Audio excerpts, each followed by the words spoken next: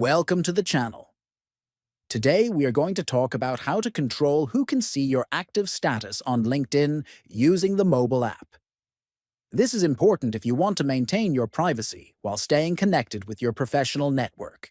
Let's begin the steps. First, open the LinkedIn app on your phone. Next, tap on your profile icon located at the top left. Then, scroll down and tap on Settings. After that, select the visibility option from the menu.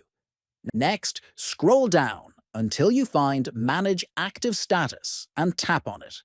Now, you will see three options to choose from. You can select No One if you want to hide your active status from everyone, or you can choose Your Connections, only to allow only people you are connected with to see when you are active. Finally, you can select All LinkedIn Members if you want everyone on LinkedIn to see your active status. If you found this video helpful, please subscribe to the channel, like the video, and share it with others.